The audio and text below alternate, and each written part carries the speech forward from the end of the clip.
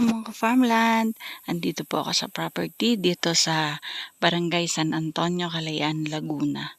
At ang property po ay sakop po ng Lamaw. So, dito sa property, ito po ay along ilog. So, may ilog malaki po. At ang palayan niya malaki din po. At ito ay 3 kabang binhi. Ito po ay titulado, clean title, buhay po ang magkakapatid na nakapangalan sa titulo. So sila po ay nag-decide na ipagbili ang property at para na din po mapakinabangan ng iba kasi po wala pong nagme-maintain. So halos palayan lang po yung nagagawa. Ito po ang sukat ay 8 hektarya more or less po. At ang property ay flat slope at mayroon pong palayan. Yan po, nandyan po yung ilog. So boundary po at kasama pa po yung ano na yan, yung area na yan. Papunta po ako dun sa may part ng ng ilog para makita nyo din po. Malinaw at magandang tubig.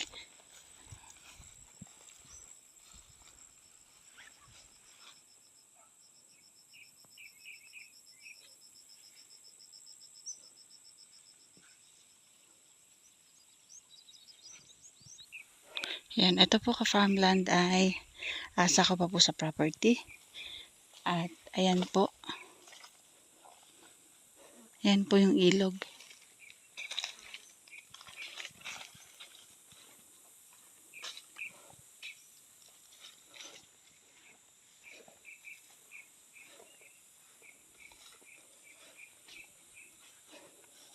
Diyan po sana kami dadaan sa tulay na yan. Kaya lang po bulok na yung tulay. So, hindi po kami nakadaan dyan at lumipat kami dun sa kabila. Yan po. Saka pa po yan ng property.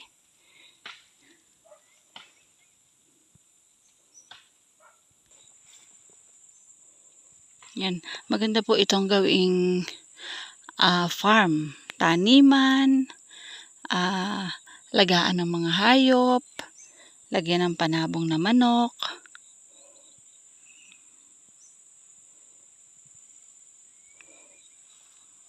Hindi po naaabot ng tubig doon sa pinaka-property kasi ito po mababa na po itong pwesto na ito. Ito po ay may palayan, may konting nyog at yung iba po hawan or kaparangan.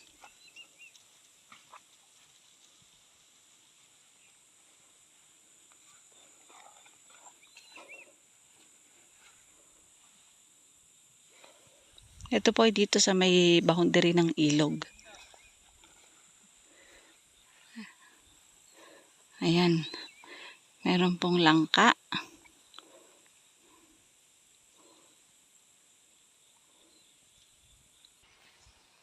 Pupunta ako dyan sa kabila ng property para makita naman yung side dito. Kasi hanggang dun pa po yan. Imagine po, 8 hektarya po.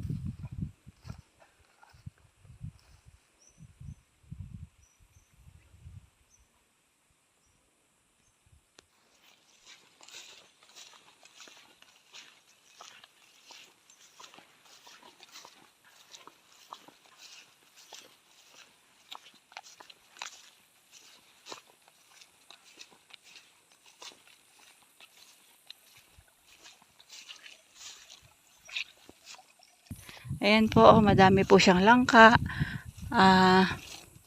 Madaming bunga. May nyug din.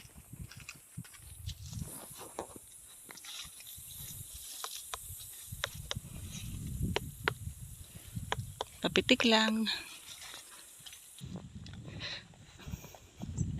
Ayan po mga farmland. Hanggang dun pa yung property.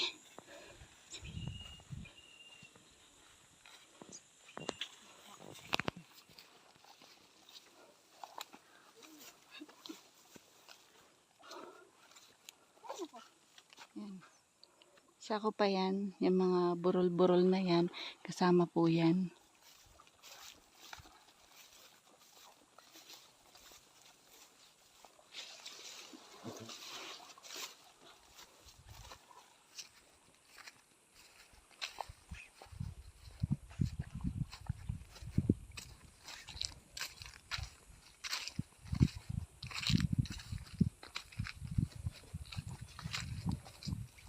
Yan o, may nakaisla na sampalok.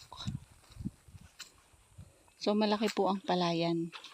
Siguro po estimated po ay 2 hectares ang palayan kasi hanggang dun pa po yan.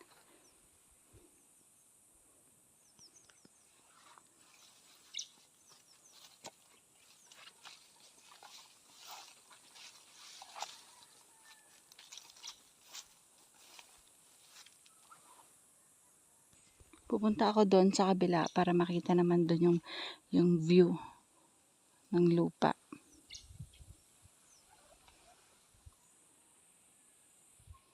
Tara, pasukin natin yung kabilang area na yan. Ingat lang at madamo.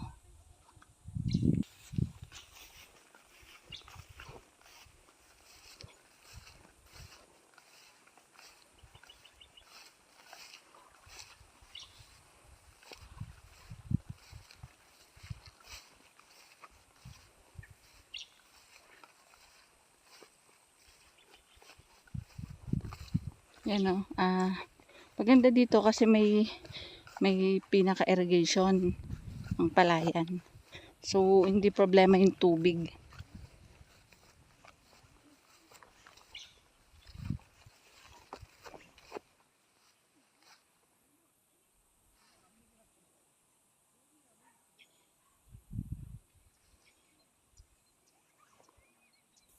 Ayan o, ang ganda naman ng puno na ito. Ang ganda ng pagpasto ng bahay.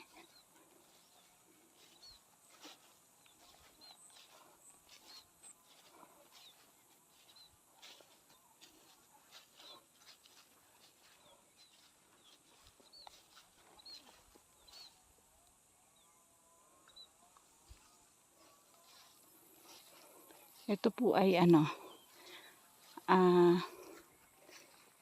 hektarya titulado. At yung iba medyo may kasukalan nga lang po, tas may mga tanim na pong mga niyog.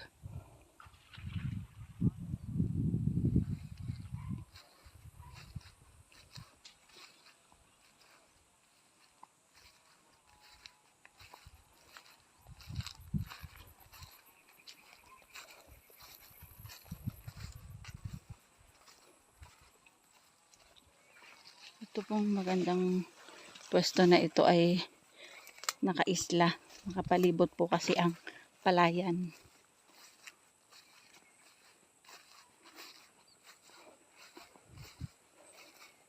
At hanggang dun pa po ang palayan. Sa may pagliko pa po doon.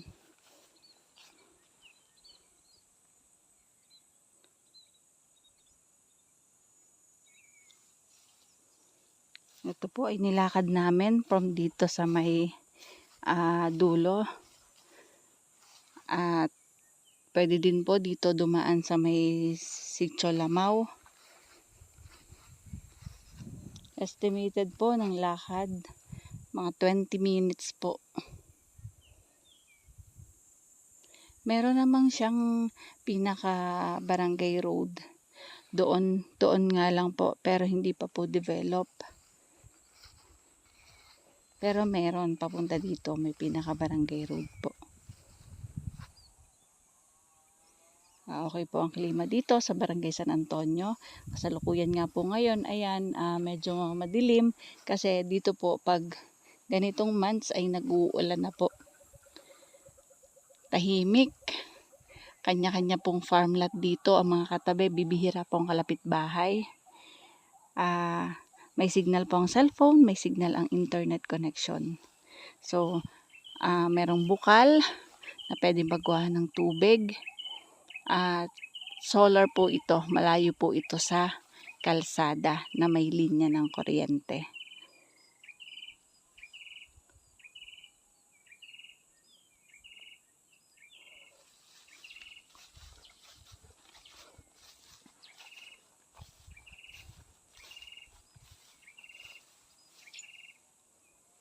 Wala akong dadaanan.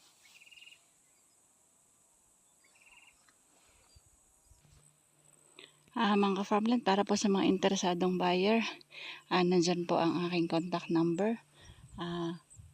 Viber, WhatsApp, Messenger. Shoutout po sa aking mga viewers at sa mga subscribers and followers. Maraming salamat po sa suporta nyo kay Ka-Farmland TV.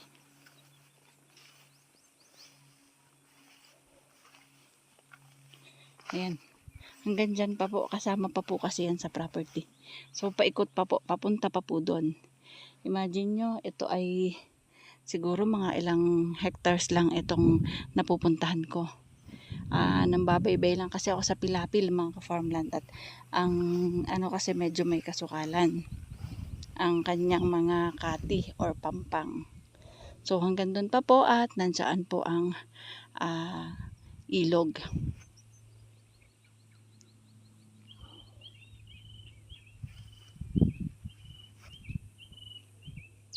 Pupunta naman ako sa area doon, mga ka-farmland.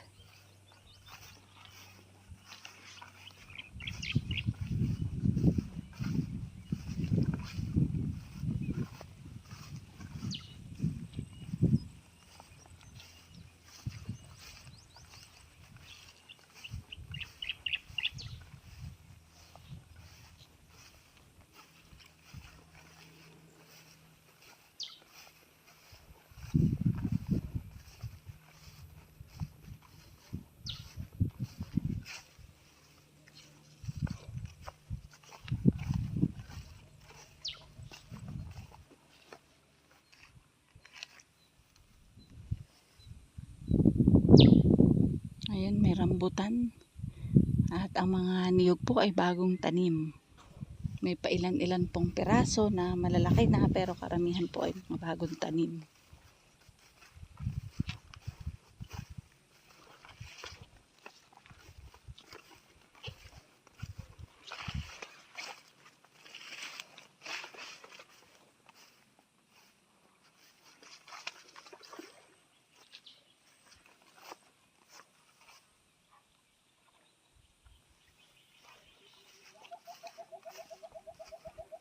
Malaki ang palayan, mga ka-farmland. Siguro more or less ito 2 hectares.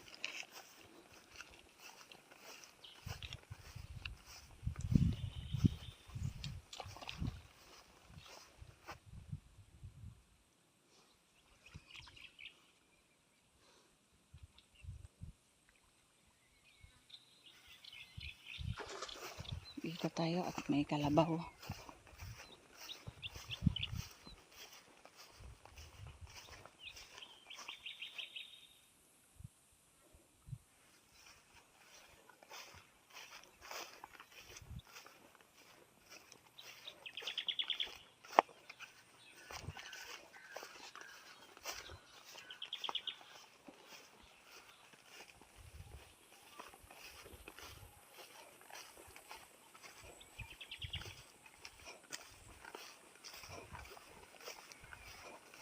Dalawa po ang pwedeng daanan dito.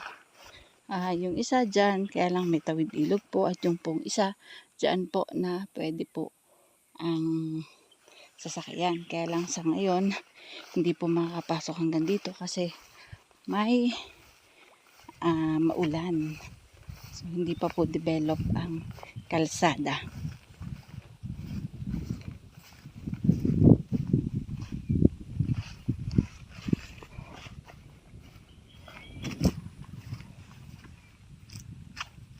Yan po, may source ng tubig ang palayan.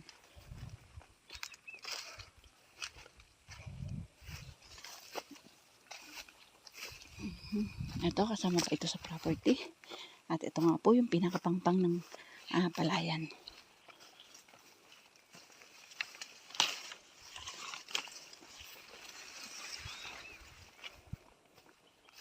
Saka pa po yung may konting niyog na medyo matataas na yan. Hindi ko po mapuntahan ng mga pinaka-boundaries, mga ka-farmland, kasi po masukal. Kita nyo naman.